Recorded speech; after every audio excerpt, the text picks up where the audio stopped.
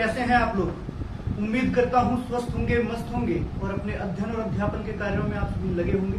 तो भैया एक बार फिर से आप सभी का स्वागत है जीएस एक्सपर्ट हब के ऑफिशियल यूट्यूब चैनल पर। जैसा कि आप सभी जानते हैं, उत्तर प्रदेश पीसीएस प्रारंभिक भर्ती परीक्षा 2024 की डेट एक बार पुनः टाल दी गई है। टालने के साथ साथ अभ्यर्थियों के ऊपर कहीं ना कहीं एक भार और बढ़ गया है कि भैया अब और अधिक समय तक का हमारे पास एक चांस है, एक मौका है। अब हमें कुछ दिन तक और पढ़ना है और प्रारंभिक परीक्षा की तैयारी करनी है। परीक्षा का जब डेट टलता है मेरे भाई, तो मैं एक बात जानता हूं, क्योंकि मैं भी एक अभ्यर्थी के रूप में इन दायित्वों का निर्वहन करता हूं, तो मैं ये जानता हूं कि एक प्रकार से मेंटली प्रेशर बच्चों के ऊपर बढ़ता है कि भैया अगर आज की डेट में एग्जाम हो गया होता तो हमारी तैयारी बेहतर है, लेकिन अगर एक महीने बाद वह डेट मिल रही है तो कहीं ना कहीं आधे से अधिक बच्चे इस बात से डर जाते हैं कि कहीं हमारा जो लय है, जिस लय में हम पढ़ाई कर रहे हैं, वो कहीं गड़बड़ ना हो जाए और एक महीने बाद परीक्षा होनी है, तो जिसकी वजह से जो हमारी तैयारी अब है वह कहीं एक महीने में गड़बड़ ना हो जाए। तो इसके लिए मैं आपको एक छोटा सा एनालिसिस आपको दिखाना चाहूंगा कि भैया अगर आप निराश होते हैं या अपनी तैयारी को ये सोचकर टालते हैं कुछ समय के लिए कि भैया एक महीने का समय और मिल गया, अब तो परीक्षा हमारी 7 या 8 दिसंबर 2024 को होगी, तो क्यों ना कुछ दिन आराम कर लिया जाए, दीपावली अच्छे से सेलिब्रेट कर लिया जाए और दशहरा तो हमने मनाया ही, अब 2-3 त्योहार और शादी ब्याह का मौसम देख के उसके बाद हम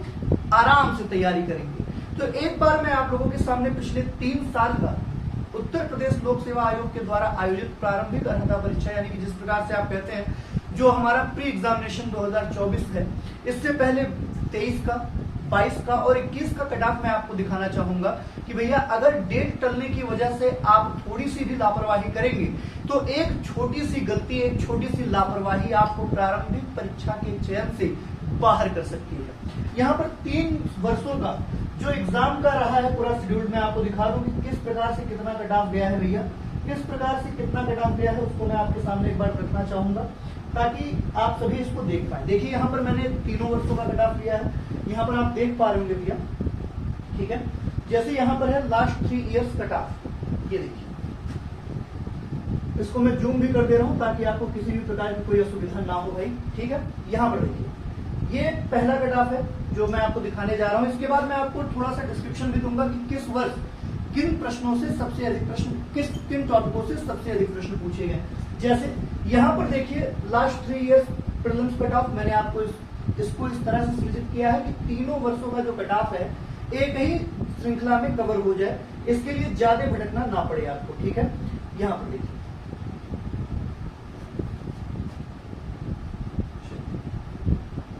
यहाँ पर जनरल के कट ऑफ की बात की जाए तो पिछले साल की कट ऑफ हम देखते हैं 2023 की कट ऑफ, ठीक भैया। 2023 में जनरल की जो कट ऑफ गई थी, अंकों की बात की जाए तो जनरल कैटेगरी यानी अनरिजर्व कैटेगरी के बच्चों की जो कट ऑफ गई थी वह 125 नंबर गई थी। ईडब्ल्यूएस कैटेगरी की बात की जाए तो जनरल यानी अनरिजर्व कैटेगरी से 4 नंबर और अधिक गया, 129 नंबर कट ऑफ गया ईडब्ल्यूएस कैटेगरी का। ओबीसी की बात की जाए तो ओबीसी की कट ऑफ भैया 128 नंबर गई हुई थी। इसके अलावा फीमेल कैंडिडेट्स की बात की जाए, सभी कैटेगरी की जो फीमेल कैंडिडेट थी उनका क्वालिफाइंग कट ऑफ गया था भैया प्रारंभिक परीक्षा में 124 अंक। अब सोचिए कितना बड़ा अंक है, 124 महिलाओं का कट ऑफ जा रहा है, ओबीसी का 128, ईडब्ल्यूएस का 129 और अनरिजर्व का 125। बहुत बड़ा दायरे का अंतर है। एससी कैटेगरी की बात की जाए तो 112 नंबर वाजिब है। प्रत्येक वर्ष आप देखते होंगे कि 97 से लेकर 115 के बीच में ही एससी की कट ऑफ रही है, लगातार रही है, कोई डाउट नहीं। एससी कैटेगरी की 2023 में प्रारंभिक भर्ती परीक्षा की कट ऑफ 112 अंक थे। एसटी कैटेगरी की बात की जाए मेरे भाई तो एसटी कैटेगरी का था 109 और सीसेट सभी के लिए समान होता है, 33% आपको चाहिए होता है पूरे या पूर्णांक में से, 200 में से सिर्फ 66 नंबर क्वालिफाइंग पेपर होता है सीसेट का। तो अगर 2023 की बात की जाए तो 125 number general, 129 number EWS, OBC 128, female category 124, SC category 112 और एसटी गया है 109। इसके अलावा अगर आप कंपेयर करें, कंपैरिजन मतलब 2022 के कट ऑफ से अगर आप कंपेयर करते हैं इसको तो 2022 का कट ऑफ यहाँ आपके सामने रखे, एक बार देख लें इसको। देखिए जहां पर जनरल कैटेगरी की जो कट ऑफ गई हुई है 125, यहाँ पर आप देख रहे हैं 2023 में 125 नंबर गए हैं। 125 के बाद यहाँ पर देखिए 2022 में यही जनरल की कट ऑफ भैया सिर्फ और सिर्फ 111 नंबर है।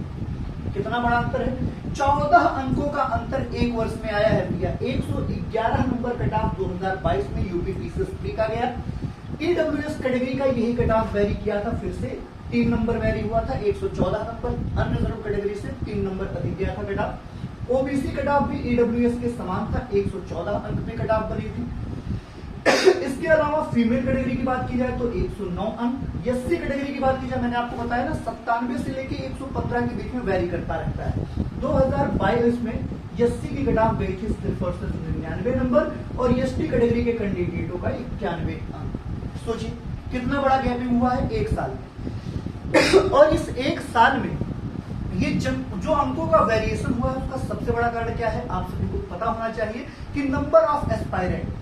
प्रत्येक वर्ष नए अभ्यर्थी इस प्रारंभिक परीक्षा के जल में दौड़ रहे हैं और कहीं ना कहीं पुराने विद्यार्थियों को वह कट ऑफ की श्रृंखला से बाहर भी कर रहे हैं। कारण क्या है, पुराने अभ्यर्थियों में कहीं ना कहीं हतोत्साही या फिर निराशा जन्म ले रही है और यही जो नई उम्र की बच्चे हैं, जो नए 21 वर्ष 22 वर्ष 23 वर्ष की श्रृंखला में है, इनकी कैपेबिलिटी अधिक है, तो ये कम मेहनत में अच्छा स्कोर कर रहे हैं। और वहीं जो पुराने छात्र हैं वो अधिक मेहनत पर भी स्कोर नहीं कर पा रहे हैं।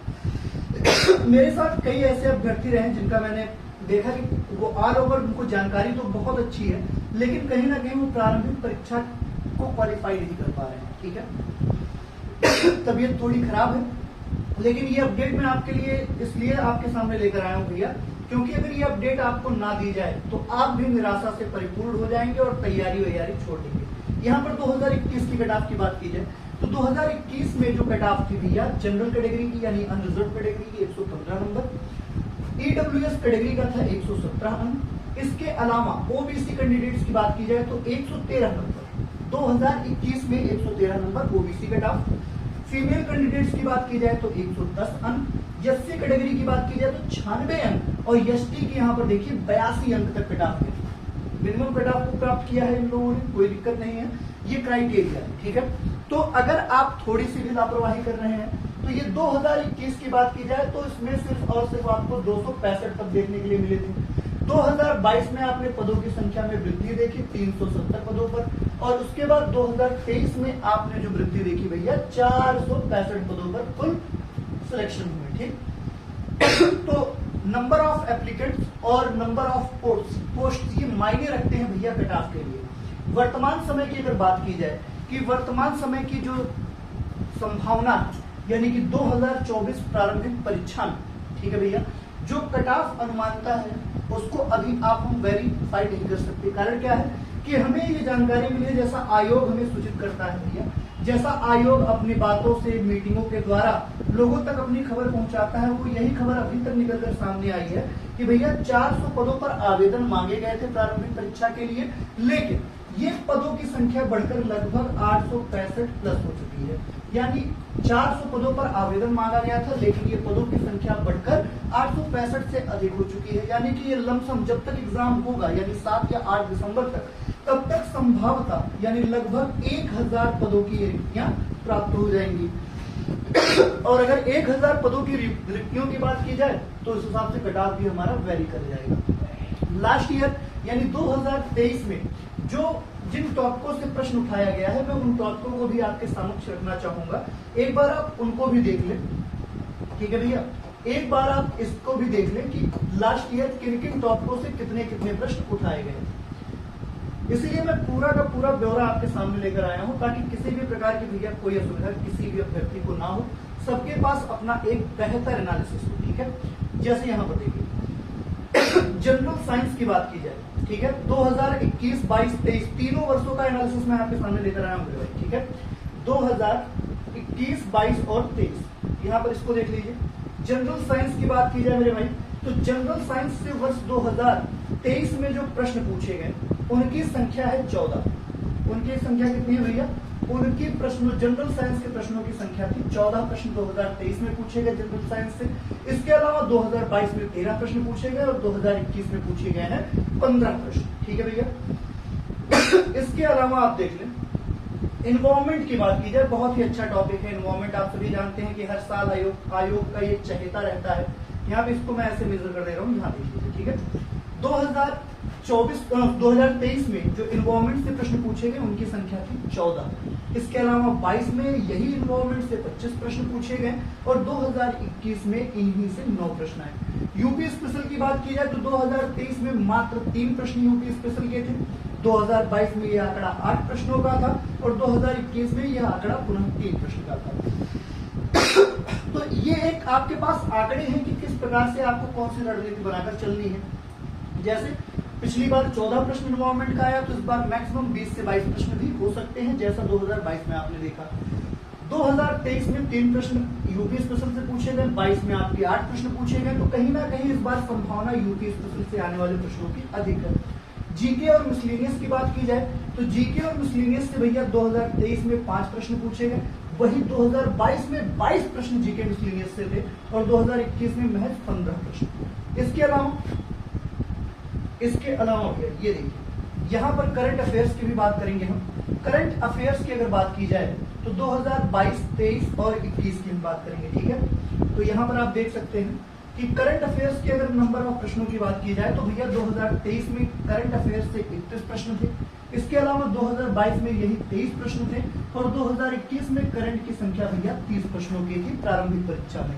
हिस्ट्री की बात की जाए तो हिस्ट्री के 24 प्रश्न थे 2023 में, ये आंकड़ा 2022 में 16 प्रश्नों का था और 2021 में ये आंकड़ा 20 प्रश्नों का था। गैपिंग आप देखते चलिए, 20, 16, 24, तो कहीं ना कहीं 2024 में आप ये संभावना लगा सकते हैं कि भैया हिस्ट्री से आने वाले प्रश्नों की संख्या कम होगी और अधिकतर प्रश्न जो हिस्ट्री में पूछे जाते हैं वो पूछे जाते हैं चोल चेर पांड्य से। याद रखिएगा, ये 3 टॉपिक आप अच्छे से पढ़ लीजिएगा, चोल चेर पांड्य, संगम काल और संगम काल के साथ साथ आधुनिक भारत। भैया आधुनिक भारत स्पेक्ट्रम आप रट्टा मार डालिए क्योंकि एक भी प्रश्न उससे बाहर नहीं जाने वाला है, ठीक है।